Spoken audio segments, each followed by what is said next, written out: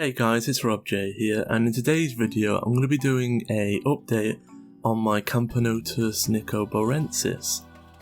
So, there's been a lot going on, but before we get into the video I would like to say that this video is sponsored by Ant Keeping Depot.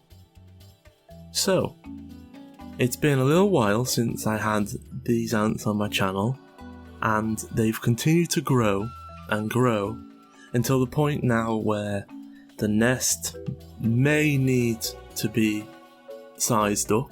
That's not the first thing that needs doing. The Outworld is definitely too small, and that leaves me with a few problems because I've been looking around the ant shops, and what a lot of ant shops call large Outworlds, I wouldn't call large. So it's starting to approach the point where I don't think there's a pre-made product that's designed for ants that's gonna be big enough to be an upgrade for them. So I have a few options: to buy some sort of reptile enclosure or storage tub and make my own, or go and buy acrylic cut to size and try and make a box myself with a glue that works on acrylic. But I'm really unsure about which direction I want to take. But as you can see, they have done a lot of growth. Now, the nest was full in the last video, but the chambers themselves weren't as dense in ants. It's a definite improvement, and everything looks fine, and you can see the queen there walking along inspecting, because I've just took the shield off and they're not too used to the light. But everything seems fine.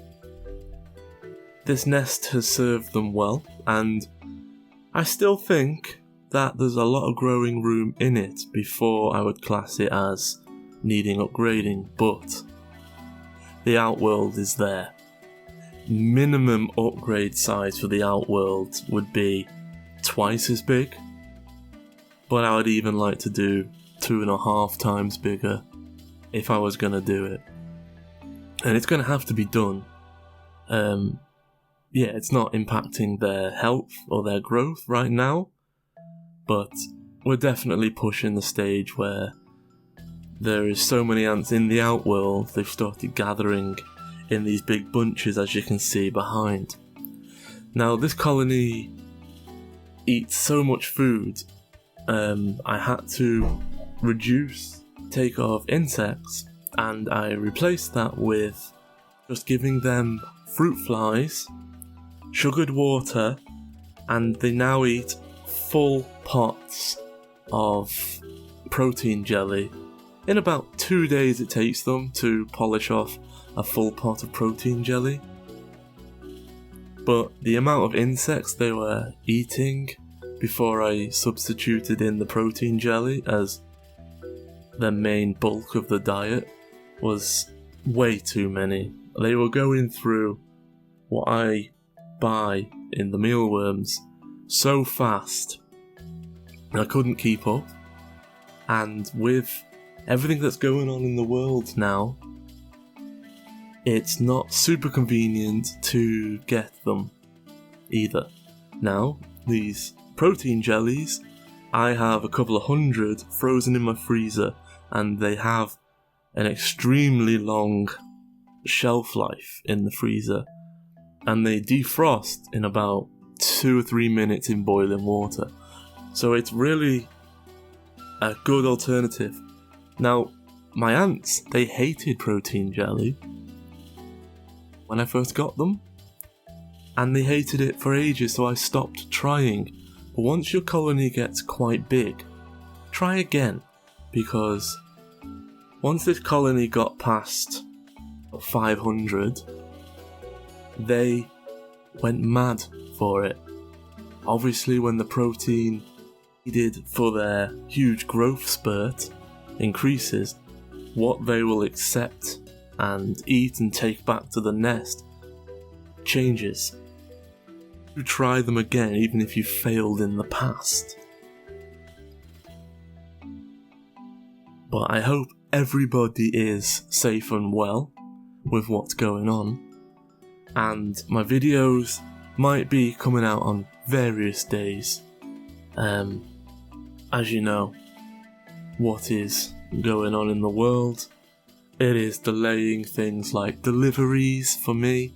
My review items aren't turning up, so it does mean like where some videos were planned, they've had to be substituted out for different videos, so filler videos, and that is going to cause a bit of upload delay and may even miss the odd week that I wasn't already planning to miss.